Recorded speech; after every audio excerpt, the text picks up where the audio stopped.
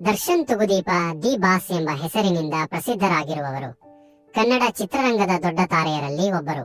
February 16, 1977 ರಂದು ಜನಿಸಿದ ದರ್ಶನ್ ಹಿರಿಯ ನಟ ತುಗುದೀಪ ಶ್ರೀನಿವಾಸರ ಪುತ್ರರಾಗಿದ್ದಾರೆ.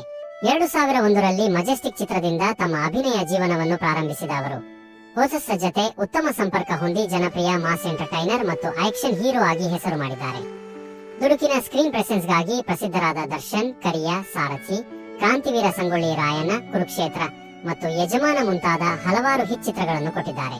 ಅವರ ಪಾತ್ರಗಳ ವೈವಿಧ್ಯತೆ ತೀವ್ರ ಆಕ್ಷನ್ ಪಾತ್ರಗಳಿಂದ ಹಿಡಿದು ಪೌರಾಣಿಕ ಪಾತ್ರಗಳವರೆಗೆ ಕಂಡುಬರುತ್ತದೆ.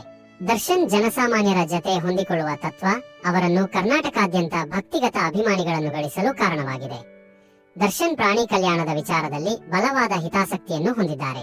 ಅವರು ತಮ್ಮ ಸ್ವಂತ ಫಾರ್ಮ್ ಹೌಸ್ ನಲ್ಲಿ ಅನೇಕ ಪ್ರಾಣಿಗಳನ್ನು ಆರೈಕೆ ಮಾಡುತ್ತಾರೆ. ಇದರಿಂದ ಅವರ ಪ್ರಾಣಿಗಳ ಮೇಲಿನ ಪ್ರೀತಿಯೂ ತೋರಿಸುತ್ತದೆ. ತೆರೆಯ ಹೊರಗಿದ್ದಾಗ ಅವರ ವಿನಯಶೀಲತೆ ಮತ್ತು ಸರಳ ಸ್ವಭಾವವು ಅವರನ್ನು ಜನನಾಯಕನಂತೆ ಕಾಣಿಸುತ್ತವೆ. 20ಕ್ಕೂ ಹೆಚ್ಚು ವರ್ಷಗಳಿಂದ ದರ್ಶನ್ ಚಿತ್ರರಂಗದಲ್ಲಿ ಯಶಸ್ವಿಯಾಗಿ ಮುಂದುವರೆದಿದ್ದಾರೆ ಮತ್ತು ಅವರು ಸದಾ ಬಾಕ್ಸ್ ಆಫೀಸ್ ನಲ್ಲಿ ಭರವಸೆಯ ತಾರೆ. The boss is back.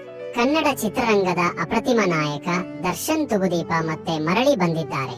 ಅಭಿಮಾನಿಗಳು ಬೆರಗು ತುಳಿಸುತ್ತಾ ಕಾಯುತ್ತಿದ್ದ ದರ್ಶನ್ ಅವರ ಹೊಸ ಸಿನಿಮಾದ ಸುದ್ದಿ ಈಗಾಗಲೇ ಸ್ಯಾಂಡಲ್ವುಡ್ ನು ರೋಷನ್ ಮಾಡುತ್ತಿದೆ. ಇತ್ತೀಚಿನ ಚಿತ್ರಗಳಲ್ಲಿ ಅವರ ಶಕ್ತಿಶಾಲಿ ಪಾತ್ರಗಳು ಮತ್ತು ಮನದಾಳದ ದೈಹಿಕ ಅಭಿವ್ಯಕ್ತಿಯಿಂದ ಮತ್ತೊಮ್ಮೆ ಜನರ ಹೃದಯ ಗೆದ್ದಿದ್ದಾರೆ.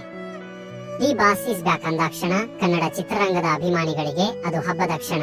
ದರ್ಶನ್ ಅವರು ತಮ್ಮ ಚಿತ್ರಗಳಲ್ಲಿ ತೋರಿಸುವ ಆಕ್ಷನ್ ಸೀಕ್ವೆನ್ಸ್, ನಿರೂಪಣೆ ಮತ್ತು ಅಭಿಮಾನಿಗಳಿಗೆ ಕೊಡುವ ತೃಪ್ತಿಯು ಯಾವಾಗಲೂ ವಿಶಿಷ್ಟವಾಗಿರುತ್ತದೆ. ಅಭಿಮಾನಿಗಳಿಂದ ಹೆಚ್ಚೆಚ್ಚು ನಿರೀಕ್ಷೆಗಳನ್ನು ಹೆಚ್ಚಿಸಿರುವ ಈ ಬಾರಿಯ ಮುನ್ನೋಟ ದರ್ಶನ್ ತಮ್ಮ ಪುನಃ ಪ್ರವೇಶದ ಸಿನಿಮಾದಲ್ಲಿ ಬೃಹತ್ ಚಿತ್ರಕಥೆಯೊಂದಿಗೆ ಮರಳಿ ಬರುತ್ತಿದ್ದಾರೆ ಎಂದು ಸೂಚಿಸುತ್ತದೆ. ಸರ್ಸೋ ಪಾಪು ಹೆಸರು ಕೇಳಲ್ವಾ?